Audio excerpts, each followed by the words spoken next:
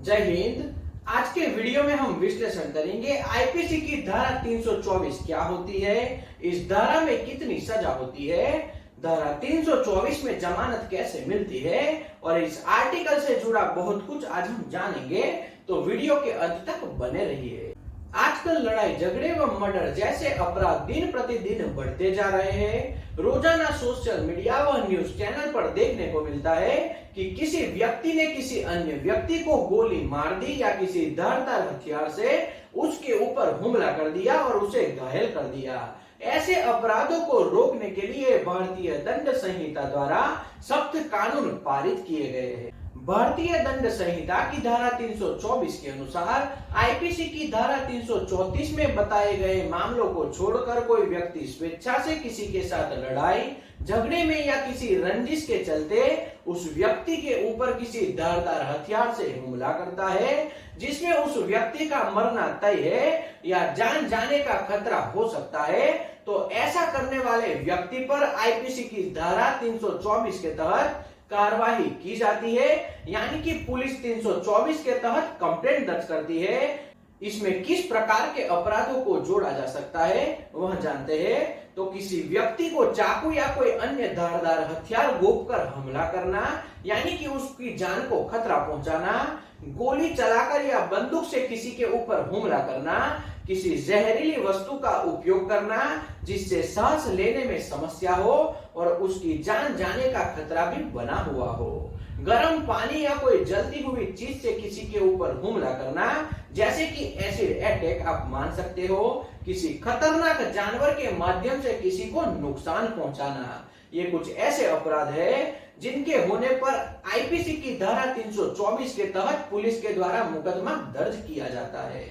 भारतीय दंड संहिता के अनुसार यदि कोई व्यक्ति किसी व्यक्ति को धारदार हथियार से या किसी गैर कानूनी हथियार से हमला करके मारने का अपराध करता है, तो धारा 324 के तहत मुकदमा दर्ज होने के बाद न्यायालय आरोपी के द्वारा किए गए गुनाह की गंभीरता व सहजता को देखते हुए साधारण सजा या फिर कठोर सजा का फैसला सुनाती है, जिसमें दोषी पाए जाने पर 3 वर्ष या फिर 3 वर्ष के कारावास या फिर उम्र कैद तक की सजा और जुर्माना लगाया जा सकता है, यानी मिनिमम 3 साल और ज्यादा से ज्यादा उम्र कैद की सजा सुनाई जा सकती है।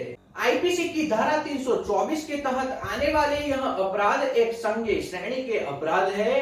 किसी व्यक्ति को ऐसे खतरनाक हथियार से हमला करना जिससे उस व्यक्ति की जान जा सकती है, इस तरह के गंभीर अपराध करने की वजह से यह एक गैर जमानती अपराध होता है जिसमें जमानत मिलना बहुत ही मुश्किल हो जाता है। ऐसे गंभीर अपराध के मामलों में आपको किसी अनुभवी वकील की आवश्यकता पड़ती है, तो आपको एक अनुभवी वकील को रोकना चाहिए। एक अच्छा व अपने कार्य में पूरी तरह से निपुण वकील होना चाहिए। आपको निर्दोष साबित करने व जमानत दिलवाने के लिए वह सहायता और आपको आगे केस चलाने में मदद करेगा। यह अपराध किसी भी श्रेणी के मजिस्ट्रेट के द्वारा विचाराधीन होता है और किसी भी परिस्थिति में समझौता करने योग्य बिल्कुल नहीं होता, यानी कि अपराध करने के बाद मामला अगर कोर्ट में और पुलिस स्टेशन में पहुंच जाता है तो यह मामला समाधान के लिए योग्य बिल्कुल नहीं होता।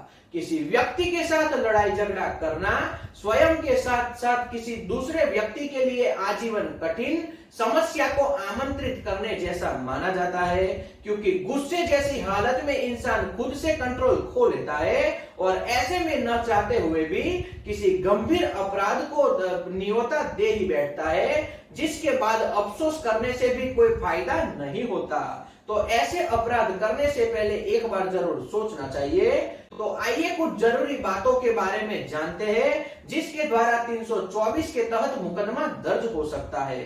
अगर किसी बात पर आपको गुस्सा आ जाता है और झगड़ा होने जैसी हालत पैदा हो जाती है, तो खुद को शांत करने की सबसे पहले कोशिश करनी चाहिए और अगर समझौता हो सके तो सबसे पहले आपको उस जगह को छोड़ देना चाहिए। अगर कभी झगड़ा हो जाता है तो किसी भी ऐसे हथियार का प्रयोग बिल्कुल नहीं करना चाहिए जिससे सामने वाले व्यक्ति को जान का खतरा हो।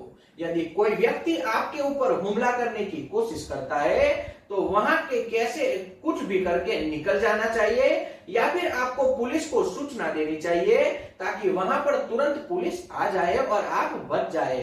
अगर आपने कोई अपराध नहीं किया और फिर भी आपके खिलाफ मुकदमा दर्ज हो जाता है तो तुरंत एक अनुभवी वकील की मदद लेनी चाहिए। वो आपको आसानी से निर्दोष साबित करवाने के लिए और धारा 324 में सजा से बचाने के लिए मदद करेंगे। तो मैं आशा रखता हूं कि आपको हमारा यह विश्लेषण पसंद आया होगा और कुछ सीखने को मिला होगा। यदि यह पसंद आया हो तो इसे ज्यादा से ज्यादा लोगों को आप शेयर कीजिए ताकि लोगों को भी धारा 324 में सजा, जमानत और बचाव किस तरह से किया जाता है वह पता चले।